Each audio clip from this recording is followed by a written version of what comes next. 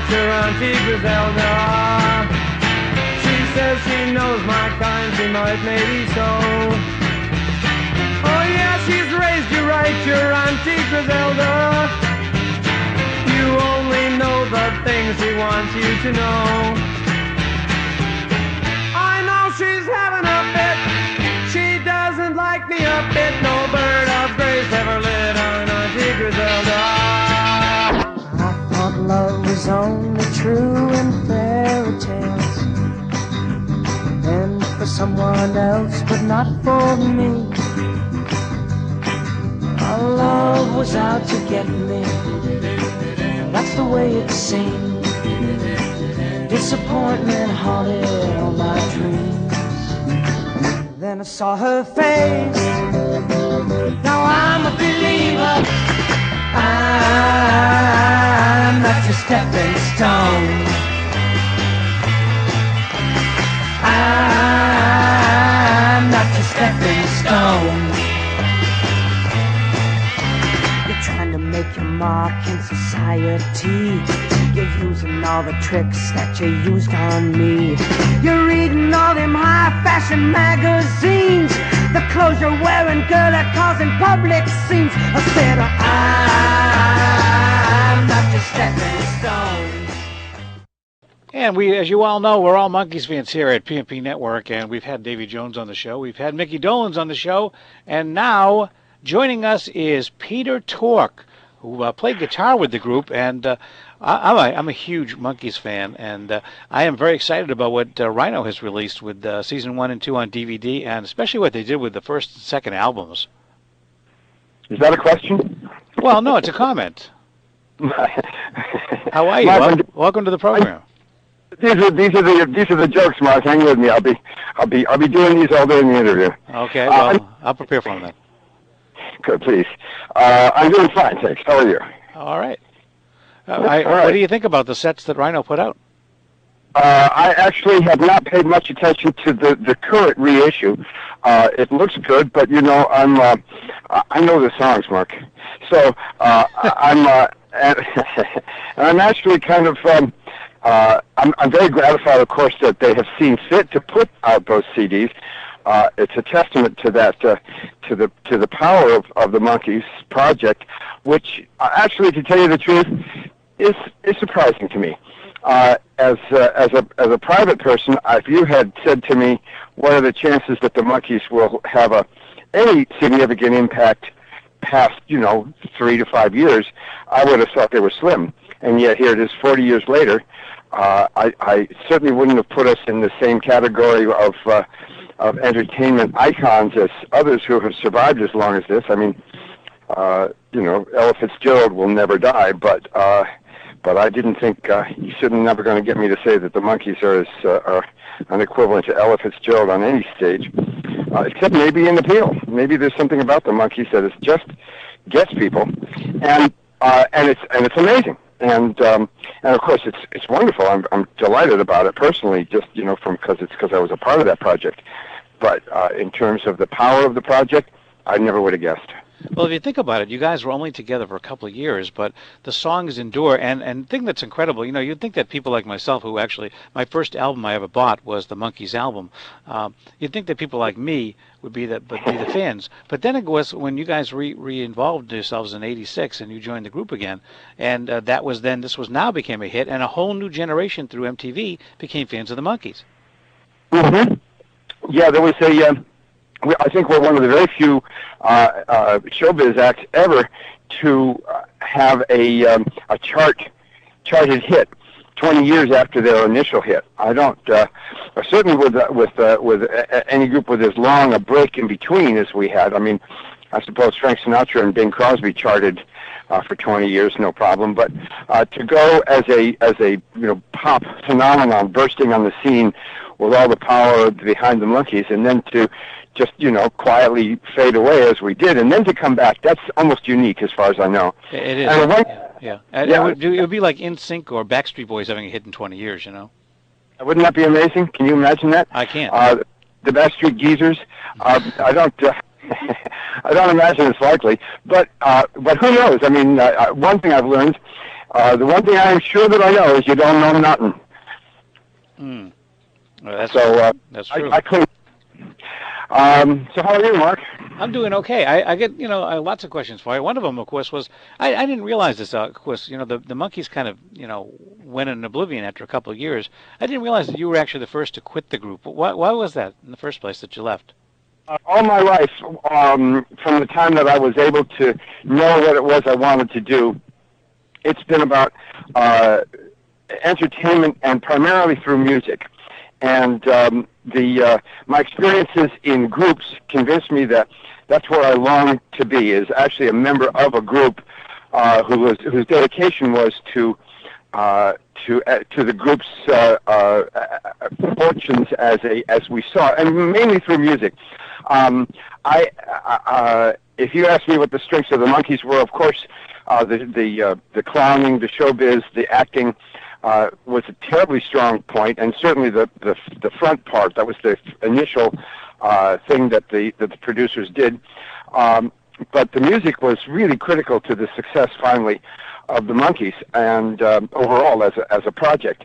And the Monkees, the four of us, as the Monkees, got together in a studio and made an album. The third album of the Monkees series is the four of us making an album together, unlike the first two, and the later ones too, for that matter, although the later ones were a kind of a mixed bag situation. But a lot of people know that the first couple of albums were made by professional record makers using professional musicians, and that often the only participant on the record was the lead singer. And that was very difficult for me, particularly at the time. I have to say, nowadays, I understand perfectly. These guys were making a TV show, and we didn't know how to make hit records, and we barely knew how to act in front of a camera, much less make a TV series. And it was important that the records get out, and I really do understand today. But at the time, it was very difficult for me because I thought I was a musician, and these guys were just shining me on. And when we got around to making the album together, the four of us, I was in my bliss. That's exactly where I wanted to be. And as time evolved, the other guys became uninterested in the process. And so I went off to do more of it in the way I wanted to. I wanted to be in groups and play music together, and that's what I've been pretty much doing ever since, with a few notable exceptions. What was it like, though, when you reformed it? I know you reformed another group right after that. I think it was called Release. And obviously, it's once you've achieved the amazing success the Monkees did, it's really hard to get back up to that plateau again with a new group. Well, I had no expectations one way or the other. I almost never do, as a matter of fact. I'm very much a roll with a flow kind of a guy, and for better or for worse, it's got its advantages and its disadvantages. One of the advantages is that when you get together with a new bunch of people and you're having a good time making music, you do not fret because you're unlikely to achieve the same success. And I didn't. I won't say I didn't care, but it wasn't a factor in my enjoyment. It didn't detract from my enjoyment of the moment, which was that I was playing music with these people and having a great time, and that's all I ever wanted. Of course, you want to make money and achieve some connection as an entertainer. It's validating. It makes you feel like you have an idea of what you're doing in the human race. But the most important thing was the enjoyment of the process. But I guess that there was at some point some frustration that entered your life, because I know that you had some problems with chemicals and things. And I did, but I have to clear up a misconception. The problem I have with chemicals it did not have anything to do. Well, I should say it. I'm sure that it didn't have anything to do with the frustrations. I did react to some frustrations at some point, but I'm an alcoholic. I'm not drinking these days, and way the better off for it. But my experience and that with some other alcoholics I talk to indicates to me that an alcoholic is a person who has a condition, a syndrome like Tourette's syndrome or polio or something, and that no matter how the stresses and frustrations may affect it somewhat, the basic condition is inherent. I could have led a perfectly serene life and still been an alcoholic. Well, you are an alcoholic. If you are one, you always are, right? That's right. Yeah, Yep. it's Can't always be- a constant battle.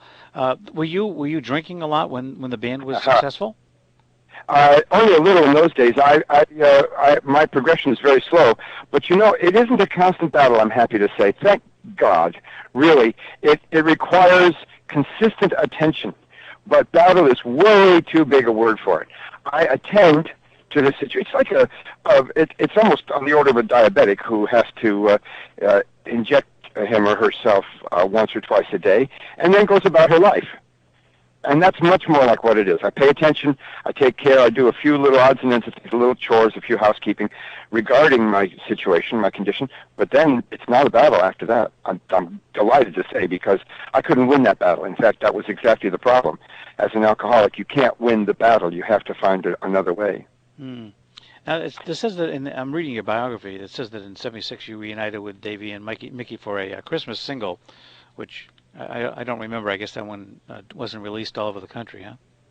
No, it was really our producer was anxious to to get us started, and he had a budget and made the single and released it under his own label.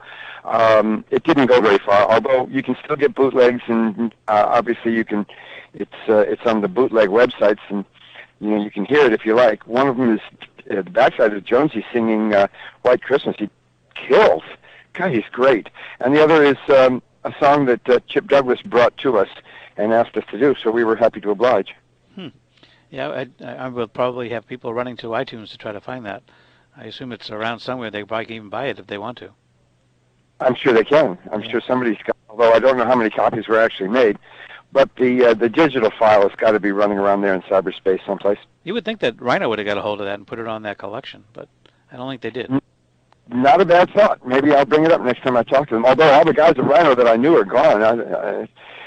They're a different company over there. Mercifully, they're still enthusiastic about the Monkees, which is hence the 40th anniversary release of the CD release. And the DVDs too. It's really kind of fun, Peter, when you're watching season 1 and season 2 on these DVDs, because it at least for me, it brings me back to the '60s, and I'm sure for you, if you're watching it, it brings you back to those times you were doing it. Well, sometimes it does, yeah. And a lot of the times when I watch the shows, what I'm more interested in is, oh, look, there's David Pearl over there back there, and there's that wonderful woman that I dated. Oh, what's her name that I loved so much, And the life, the backstage life on the set was very much part of what I loved about being in the Monkees. And yeah, there were other things too. One of the wonderful things is that the visuals nowadays on the DVD are better than they ever were. I never saw them so good as they show up nowadays, looking at the old DVDs. And the other thing is, the show was pretty funny sometimes. I sat down with my brother, we were watching a couple episodes, and we laughed right out loud. It was really wonderful. I had the show on, and my daughter, who's 12 years old, walked in the room, and she was laughing. She said, "It's kind of stupid, huh, Dad?" I said, "Yeah, it was kind of stupid funny, That was the way it was." There's a lot of that stupid funny, I mean, we'll take a laugh any way we can get it. I'm still that way. I remember in 1986 when you guys reformed, you and Davey and Mickey, and did the 20th anniversary tour, and that was when This Is Now came out. What was that like coming back together again and touring? And why didn't your other Mr. Nesmith join the tour? Well, you haven't talked with yet. After that, I have my surmises. I have my guesses, but I don't know why he wouldn't join us. He certainly had was very much engaged in a world of his own. He was running an office, a shop called Pacific Arts. I think he may even still have it. Yep. Although he may have shut it down once or twice, I think. Anyway, he sees himself as a businessman and an entrepreneur, an entertainer entrepreneur, and I think he's got some ambiguity about having been in the Monkees. I think for him, being a member of the Monkees was a mixed mark at best. He appreciated the notoriety, the attention it got him, the name it gave him, and I think he didn't feel much like acting the clown quite. The rest of us didn't care, we're okay clowning. And sometimes Michael could clown really well. I mean, if you've ever seen the best episode of the Monkees for me was what we called the fairy tale episode, wherein Michael played the princess, and he was fabulous. Did you see that episode? I did. Notice? I remember that episode. Yeah. Yeah, I thought it was absolutely wonderful. There was nothing between him and his commitment to being the princess. It was just wonderful. And yet sometimes I think he's got ideas about his dignity. But again, these are only just guesses. So, and he did join us in the UK. We did in the 90s. We did a tour of the UK with the four of us as the original band, just the four of us playing together. And we started off the show. We did like an hour and 10 or hour and 15-minute set. And the first 20 to 30 minutes were just the four of us up there on stage, just like in the old days. Then we would do solo sections, and then a band would come out, and we would do the production numbers. Daydream Believer, and some of listen to the band, the bigger numbers that we got into later. But we played as a band back then, and Michael did join us. We had a good time. I remember about 10 years ago, you did an album called "Stranger Things Have Happened." I think he was on there as well. That's right. He sang, and as did Mickey. They sang on it. So, incidentally, did Mama Cass's daughter and Papa John Phyllis's daughter, Owen Elliott, and Mackenzie Phillips, who is, as everybody, some people know, was on the TV show. The name escapes me, but she was a regular actress on that show. And the One Day at a Time. That's it. And the two of us sang. And the two of them sang backups for me on one of my songs, and it sounds like the Mamas and the Papas. Owen has Cass's voice. It's really thrilling. Wow. Yeah, and unfortunately, I haven't heard much of Owen. No, she made a brief stab at being a singer full time, and found herself distracted and on to other things. And she doesn't do it full time anymore. I think she sings backgrounds. I think she'll sing if you ask her, but she's not pursuing a career. I remember when the Mamas and Papas regrouped, and Cass and Spanky McFarlane took Cass's spot. Yes, and Scott McKenzie, right, after whom Mackenzie Phillips was named, took over Denny's spot. And let's see, and Papa John was there. Yeah. Who played Michelle? I can't remember who. Oh, Mackenzie. Yeah, Mackenzie was in the group. That's right. Yeah. Michelle's role. Yeah. So, I mean, there was a regrouping of a group that could be said to be authentic with only one of the original members remaining. It was that one. That was about the regrouping I've ever heard. Spanky McFarlane is a fabulous singer and really pretty much in a league with Cass. I'm not sure she's as good. That's just a matter of taste. Yeah, she's great, and we had her on the show. She's a wonderful human being as well. Yeah, she's a lot of fun and very warm human being. I've always liked her. I haven't run across her in years. So if you talk to her before I do, tell her I said hi. Won't you? I will. And now, talking about progenies, I know you have a few children of your own. Any of them following in the music realm?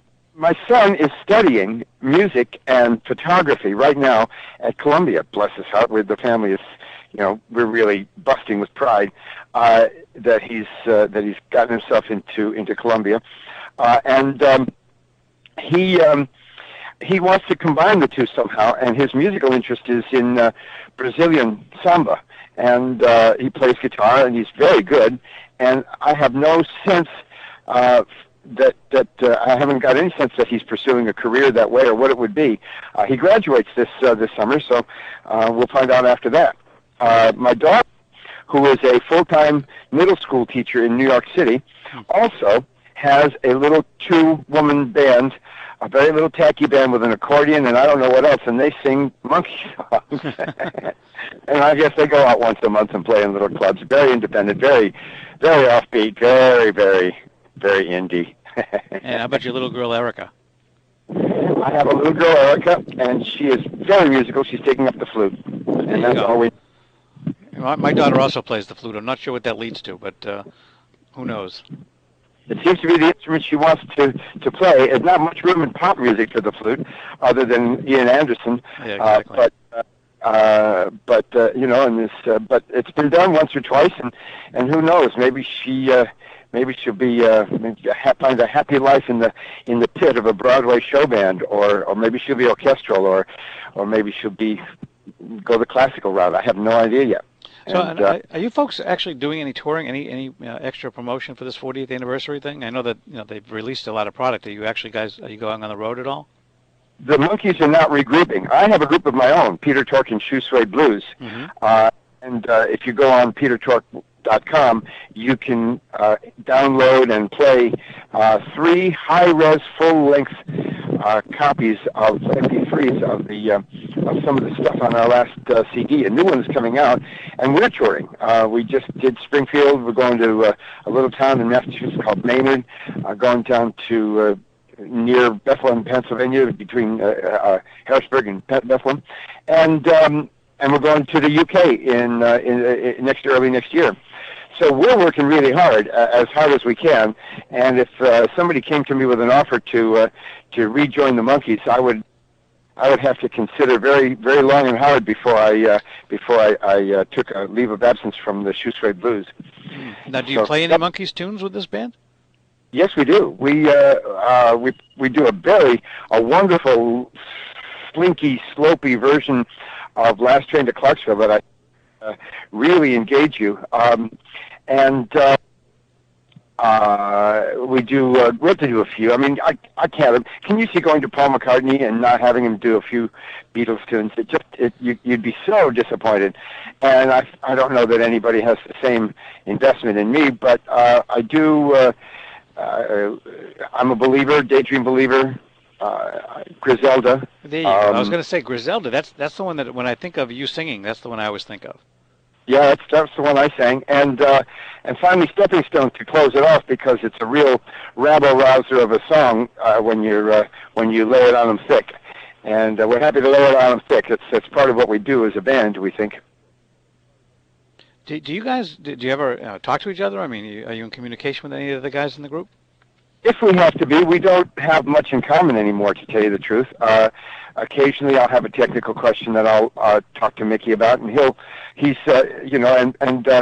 Mickey's and my paths crossed not too long ago, and he invited me up on stage to do a couple of numbers to say hi with. We did For Pete's Sake, which is also going to be on the new CD, which is a song I wrote that is on the credits. It rolls over the credits at the end of the show. Mm-hmm. And I did that, and then I did my version of Little Richard's Lucille, which the band knew, and we had and it was a great meeting, and a great hug, and some warm conversation, but and very cordial. And his sister, whom I love, and his wife, whom I like a whole lot. Can't say love his wife, but those two women are friends of mine, and we had a great time. I had a great time hanging out with those people. But like I said, we don't have a whole lot in common beyond our history, which is history. So if there's something technical, I talk to him. If something comes up, we communicate. And same with Davey. Michael and I have not communicated. I haven't heard from him since that UK tour. Wow. Well, he's a pioneer in the video industry, and well, that's keep it from picking up the phone right there. Yeah. Well, I wanted to ask you you just mentioned about a new CD. When is that coming out? Probably first thing. Well, probably about this time next month, or early next month. We hope. We hope it's out in time for you to order it up and send it to your friends for Christmas, your children. It's blues and blues-based pop rock. We've got a foot in each of 3 areas there. We get standing ovations from the seated crowds. We're really we're pleased with ourselves. We think we might be good. And like I said, we're going to the UK and Sweden, and Europe early next year. So we're actually very hopeful for this band. Well, we're going to put up this interview along with a link to petertork.com, so folks can go to the site and find out what's going on. And if you have the CD out, they can order it there, right? That's right. It'll be out pretty soon. I think we're going to put up pre-orders, because I think we really want it so we can mail it directly to the giftee for Christmas. We'll maybe even gift wrap it ourselves. It's a good idea, and maybe you can get some upfront cash to help pay for everything. So that's a good thing too. What a concept! I never thought of that. Well, Peter, it's been a pleasure talking to you, and we wish you lots of luck with the new CD, and maybe we'll have you on again to talk about it. I would very much appreciate the chance, and it's been a pleasure to talk to you too, Mark, and good luck to you. You too, Peter. Take care. Bye. Okay.